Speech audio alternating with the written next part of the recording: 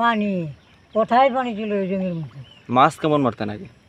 মাছ এই যে আমরা এরপরটা বড়ি পারতাম, হেরপরটা তারা পারতো, প্রতিদিনই বোয়াল 20টা 25টা 50টা পর্যন্ত পাওয়া গেছে।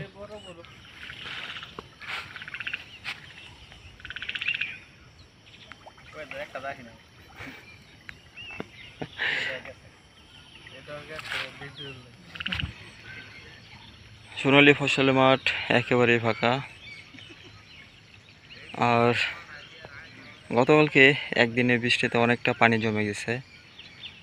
আপনারা দেখতে পাচ্ছেন খালের পানি একেবারেই টইটম্বুর, এমনকি স্রোতও আছে বেশ পরিমাণ। আর এই নতুন পানিতে মাছ ধরার মজাই অন্যরকম।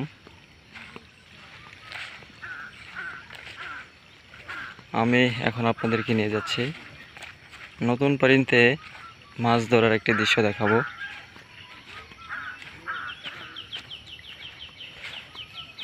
সামনে একটি সাঁকো আছে, দেখতে পাচ্ছেন।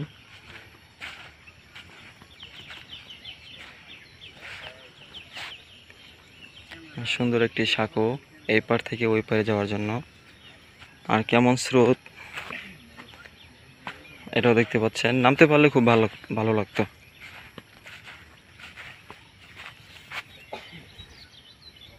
সাঁকো পর্যন্ত পানি হয়ে গেছে, হয়তো বা আরও হবে। গতকালকে অনেক পরিমাণ বৃষ্টি হয়েছে, অনেক পরিমাণ, দুপুর থেকে প্রায় সন্ধ্যা পর্যন্ত। আর পাশেই জাল টেনে কিছু মাছ ধরতেছে, কারণ এখানে অনেকটা পানি জমে আছে। হয়তো নতুন পানিতে মাছ থাকতে পারে।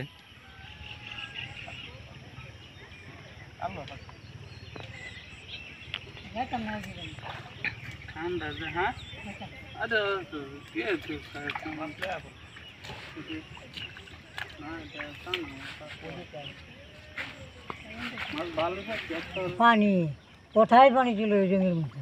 মাছ কেমন মারতেন আগে? মাছ এই যে আমরা এরপরটা বড়ি পারতাম, হেরপরটা তারা পারতো, প্রতিদিনই বোয়াল 20টা 25টা 50টা পর্যন্ত পাওয়া গেছে। মানে এখান থেকে আপনার 20 থেকে 50টা পর্যন্ত বোয়াল মাছ ধরতো। বোয়াল মাছ এখন ধরা হইতো। আমরা আপনারাই নিজেই বুঝেন ধরছি। মানে কি পরিমাণ মাছ ছিল আগে। আর এখন এই যে আমার পাশে যে আপনার জাল জাল টানতেছে, ওনার কি অবস্থা দেখেন। আচ্ছা দেখি, আনো, ইয়া এদিকে আনো না, ঠোঁটটা তুললা।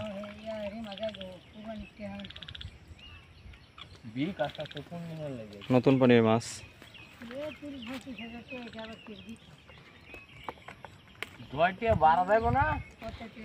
একটা বাজি খেতে পারবো, একটা বাজি টেস্ট। নতুন পানির মাছ।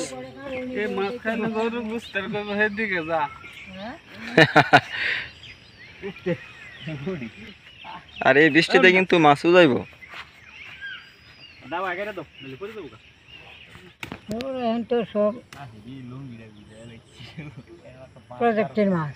হ্যাঁ, এখন তো সব হচ্ছে চাষের মাছ, চাষের মাছ।